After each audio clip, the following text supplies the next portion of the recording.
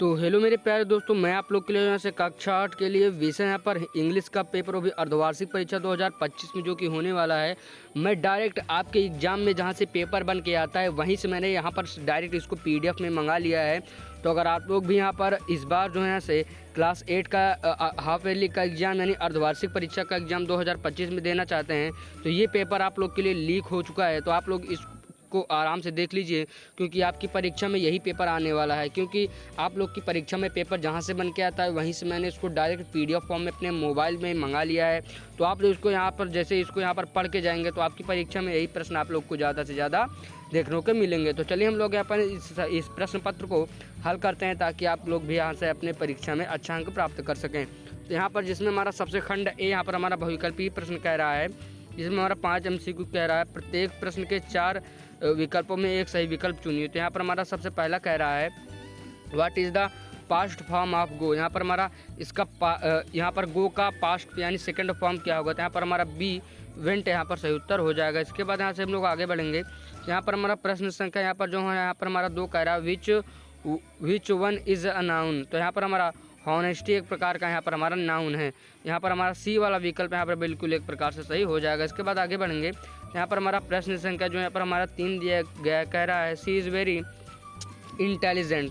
तो here intelligent is, तो यहाँ पर हमारा सी एडजेक्टिव यहाँ पर सही विकल्प हो जाएगा। इसके बाद यहाँ से हम लोग आगे बढ़ेंगे। तो प्रश्न संख्या यहाँ पर 4 कह रहा है which of the following is question word. तो यहाँ पर वेन यहाँ पर आप लोग इसको आराम से भी यहाँ पर देखकर बता सकते हैं, जो कि यहाँ पर हमारा बी वाला विकल्प बिल्कुल सही उत्तर हो जाएगा। इसके बाद यहाँ से हम लोग आगे बढ़ेंगे। तो यहाँ पर हमारा 5वां प्रश्न कह रहा है विच सेंटेंसेस इज करेक्ट। तो यहाँ पर हमारा सी वाला he does not like mangoes. यहाँ पर सी वाला विकल्प यहाँ पर बिल्कुल सही हो जाएगा। तो अब हम लोगों ने यहाँ पर अपना MCQ यहाँ पर पूरा अच्छे प्रकार से तैयार कर लिया है। तो अब हम लोग यहाँ पर हम लोग यहाँ पर अपना यहाँ पर गद्यांश को यहाँ पर जो हमारा पैराग्राफ होता है, अब हम लोग यहाँ पर इसको यहाँ पर पढ़ के यहाँ पर इससे रिलेटेड यहाँ पर क्वेश्चन के आंसर देंगे। तो यहाँ पर हम लोग को कह रहा है नीचे गद्यांश पढ़ कर नीचे दिए गए प्रश्नों के उत्तर दीजिए। कह रहे रवि वाज क्लीवर बॉय। आप लोग इसको आराम से पढ़ लीजिएगा, मैं आप लोग को दिखा देता हूँ। आप लोग इसको जैसे ही पढ़ लेंगे तो यहाँ पर हमारा सबसे पहला प्रश्न कह रहा है हु वाज रवि। तो आप लोग को ऊपर के पैराग्राफ से देखकर इसका आंसर दे देना होगा। What did Ravi love doing. तो यहाँ पर आप लोग को ये बताना होगा कि रवि को क्या करना अच्छा लगता था। उसके बाद यहाँ से हम लोग देखेंगे what did he find near his house. उसके बाद कह रहा है what name did he give to puppy. तो उसके बाद यहाँ से हम लोग आगे बढ़ेंगे। तो यहाँ पर हमारा 10वां कह रहा है यानी कि right any one adjective form of passage. तो यहाँ पर पैसेज को कोई एक एडजेक्टिव यहाँ पर फॉर्म आप लोग को लिखना होगा। उसके बाद यहाँ से हम लोग खंड सी में आ गए हैं। तो कह रहा है व्याकरण एवं शब्दावली। तो यहाँ पर आप लोग को ग्रामर से कुछ क्वेश्चन दिए गए हैं, जो कि हमारा 5 क्वेश्चन यहाँ पर ग्रामर से आया हुआ है। तो आप लोग को इसको भी यहाँ पर हल कर लेना होगा, जिसमें हमारा सबसे पहला कह रहा है fill in the blanks with a substitution article substitutable article. तो पहला कह रहा है he bought dot orange from a market. यहाँ पर एन यहाँ पर सही उत्तर हो जाएगा। इसके बाद आगे बढ़ेंगे।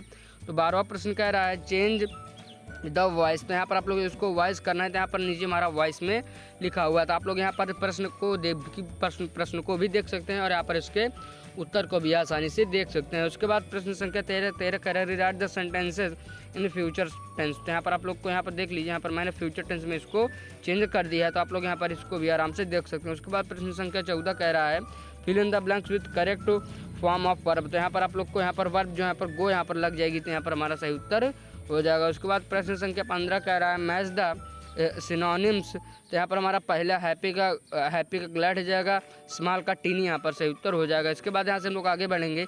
यहाँ पर हमारा आखिरी एवं खंड डी का है रचनात्मक, जिसमें हमारा क्रिएटिव यहाँ पर राइटिंग यहाँ पर हमारा राइटिंग यहाँ पर आ गया है, जिसमें हमारा 16 प्रश्न कह रहा है right 5 sentence about my favourite season. उसके बाद और करके दिया गया है right 5 lines on my school. आप लोग यहाँ पर इन दोनों में से चाहे जिस पर लिख सकते हैं। उसके बाद प्रश्न संख्या 17 कह रहा है write a paragraph 5 to 6 line on importance of cleanness.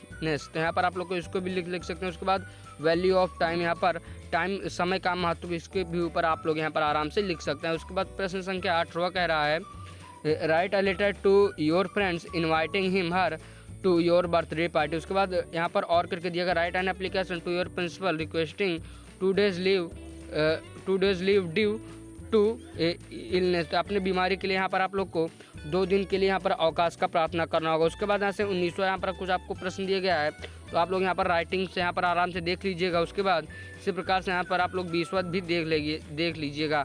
तो मैं ऐसा करता हूँ कि आप लोग को वीडियो पसंद होगी। अगर वीडियो पसंद हो तो वीडियो को लाइक करिए, चैनल को सब्सक्राइब करिए, क्योंकि मैं आप लोग को इस चैनल पर ऐसा ही यहाँ पर कंटेंट लाने वाला और यहाँ पर डेली में आप लोग के लिए एक लीक पेपर लेके आने वाला हूँ। तो आप लोग हमारे चैनल को सब्सक्राइब कर सकते हैं, क्योंकि आप लोग को आगे भी यहाँ पर ऐसा ही यहाँ पर वीडियो मिलने वाला है।